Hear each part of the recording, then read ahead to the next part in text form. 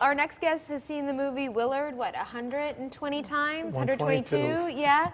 He is a rat expert and exterminator for the city of New Haven. And today we are talking to Mike Lipsett, who's been here several times. Thank you so much for being here, Mike. Thanks, Steph. Good morning. Good morning. And we actually have a little pet, I guess. Pet Ben, a pet rat. He's a lab rat. He's not harmful, but certainly we wanted to talk about how big of a problem rodents and wildlife are becoming. But this is a good guy. This is a good guy, so don't be afraid. We don't want to scare anybody. Some people have pet rats, so. He's actually a good little fella. Yeah, he seems like a sweetie. And he was loaned to us by Slither and Swim Pet Store in West Haven. And I hope somebody goes and picks this little fella up at the end of the day so he doesn't end up being lunch for a python or something so crazy. Yeah, his eyes are red just like my dress. Yeah, he's cute.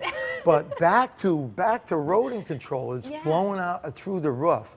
In 25 years in the pest control industry, I've never seen or received the amount of calls that we're getting on rodents, mice and rats, and also wildlife. Skunks, raccoons.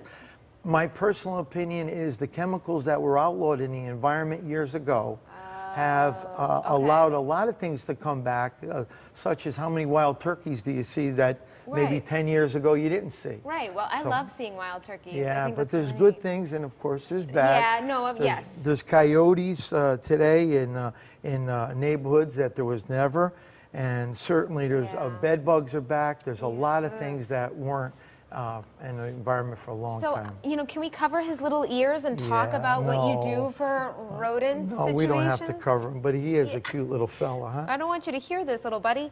All right, so I mean, what do you do if you have a rat problem? Well, the first thing what we like to do is tell people what they can do. Be proactive around your house. Close up openings. Don't have wood piles right next to the house. Overgrowth. Yeah. And a big problem, and bird lovers might disagree with me, bird feeders. If you have one, put it further back on your property line. Some people that live in urban environments, there's not much they can do because they might have a neighbor with 3 bird feeders next door to them. But if you do your job, certainly it will reduce what comes in and around your property. Now, certainly when we go to do a home, we bait inside. And when we do work, we don't want to leave loose poison, so we use bait boxes. Bell Labs has been great with inventing and doing research on rodent control, and devices that we have, the bait goes inside so none of it can be taken out where kids or pets can get at it. These are what we call landscape boxes. The rodents would enter through the hole. The baits are on the wire so that if you have a beautiful home, you're not looking at the other black boxes that are a little less decorative, although they work the same.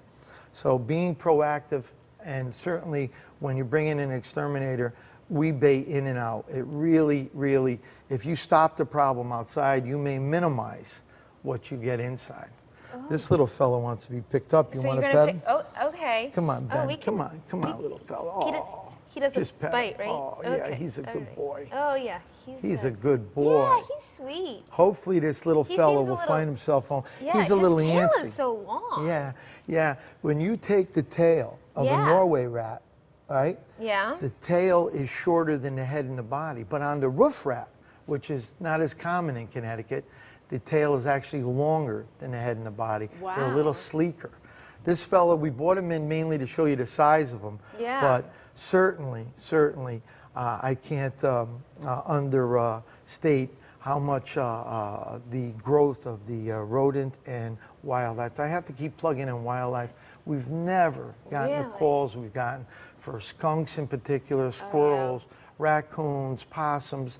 And I try to tell people, be proactive around your home because we don't want to take those animals out, and we have to dispatch them if we take them off your property. Yeah, so next week you're going to bring in a skunk? Oh, if you want. Oh, no, that's okay. Yeah. You can leave him outside, but Ben's pretty friendly. We'll keep him around. Yeah. All right, well, thank you so much. Some great information, Thank you for having me, Great Steph. to see you. Thanks for coming in, Ben. All right.